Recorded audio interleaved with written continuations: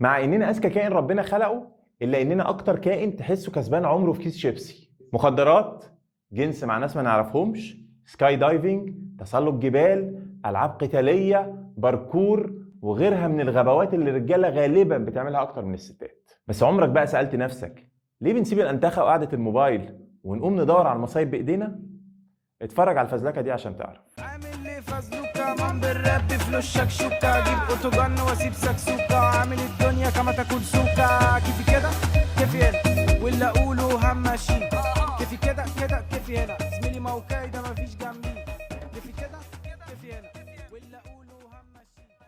اول حاجه لازم تعرف ان محدش بيقول يا رب تعزني.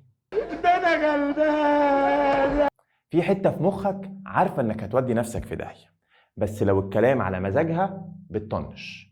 وده ينطبق على حاجات كتيره من اللي بنعملها زي الرشوه والخيانه.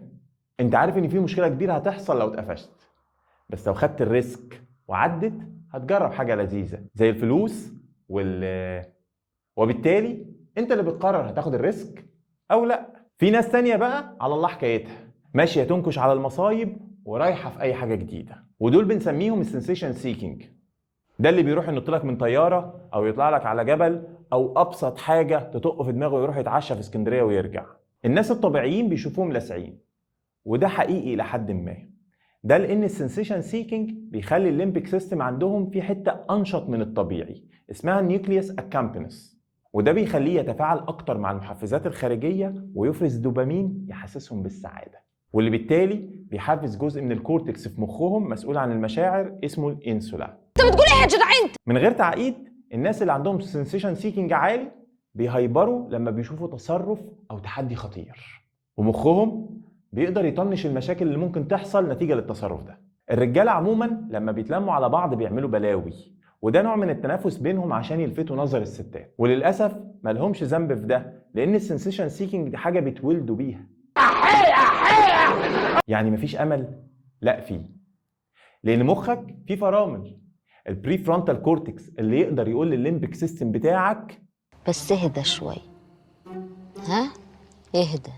بس ده للاسف ما بيكتملش قبل سن ال 25، وده هيفسر ليه المراهقين اللي لسه البري فرونتال كورتكس بتاعهم ما اكتملش بيعملوا مصايب.